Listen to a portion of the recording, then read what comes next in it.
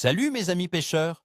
J'espère que vous avez la canne qui vous démange car aujourd'hui, on va parler d'un sujet qui nous passionne tous, le pronostic de pêche pour le 3 février 2026 en Belgique. Une journée qui s'annonce, je dois vous le dire, avec son lot de défis, mais aussi de belles opportunités pour les plus malins d'entre nous. Accrochez-vous, car je vais vous donner toutes les clés pour transformer cette journée hivernale en une session mémorable. On va décortiquer la météo, la température de l'eau, la lune et le comportement de nos amis à écailles. Préparez vos carnets, car les astuces qui suivent pourraient bien changer votre approche de la pêche hivernale. Commençons par nos amis les carnassiers. Malgré le froid, le brochet reste un combattant de choix en cette période. Où le chercher? Avec des températures d'eau qui oscillent entre 3 et 6 degrés Celsius, les brochets, comme beaucoup de poissons en hiver, auront tendance à se regrouper dans les zones moins profondes, là où l'eau est légèrement plus chaude ou du moins plus stable. Pensez aux bordures des lacs et étangs, aux criques abritées et même aux zones portuaires ou près des agglomérations en rivière, car l'activité humaine y maintient souvent l'eau un peu plus tiède. Pour la technique, un bon power fishing avec des leurres souples de grande taille montées sur tête plombée ou des swimbets lentement ramenés peut faire des merveilles. Privilégiez des couleurs naturelles par temps clair et des couleurs vives si l'eau est un peu trouble. Le slow retrieve est la clé, mes amis, car le métabolisme du brochet est ralenti. Ensuite, n'oublions pas la perche. Elle est souvent sous-estimée en hiver, mais c'est une erreur. Les perches peuvent être très actives. Vous les trouverez souvent en bancs compacts, également dans les zones plus profondes des lacs ou dans les fosses des rivières et canaux. Elles aiment les structures, les amas de pierres ou les branches immergées qui leur offrent à la fois abri et point d'embuscade. Sur quoi les attraper? Des petits leurres souples en drop shot ou des lames vibrantes de petite taille, animées très lentement, seront redoutables. N'hésitez pas à utiliser des vers de terre ou des asticots sur des montages fins au cou si la pêche au leurre est compliquée. La finesse est primordiale pour la perche en hiver. Enfin, pour les amateurs de poissons blancs, c'est aussi une période intéressante. Gardons, brèmes et autres s'activent lorsque l'eau est froide. Comme pour les carnassiers, ils chercheront les zones plus calmes et potentiellement plus chaudes. Les ports, les canaux à faible courant, les berges ensoleillées des étangs sont des spots à privilégier. La pêche au cou ou au feeder est idéale.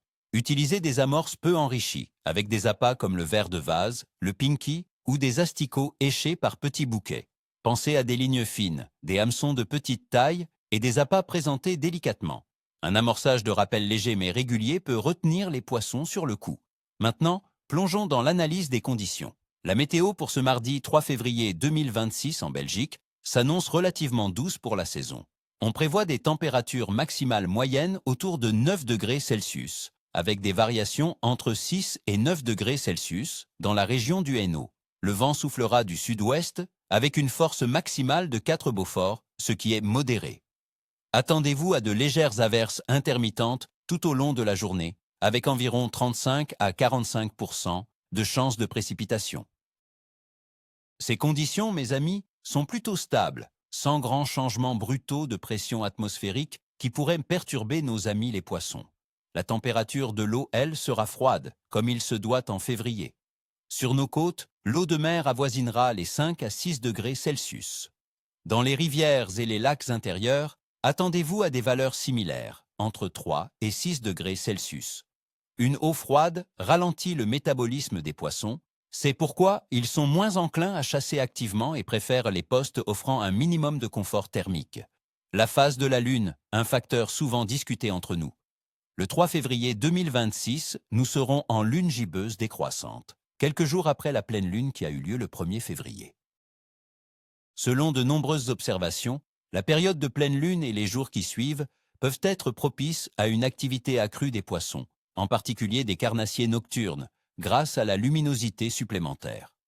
Cependant, avec une lune décroissante, l'activité tendra à se stabiliser ou à légèrement diminuer par rapport au pic de la pleine lune. Globalement, l'activité biologique des poissons en Belgique en ce début de février est typiquement hivernale. Les poissons sont regroupés, leur appétit est moindre, mais ils se nourrissent. Les espèces carnassières comme le brochet et la perche restent des cibles viables, et les poissons blancs peuvent être pêchés avec succès avec les bonnes techniques. La légère douceur de l'air et la stabilité relative de la météo sont des atouts. Mon pronostic pour le 3 février 2026 en Belgique?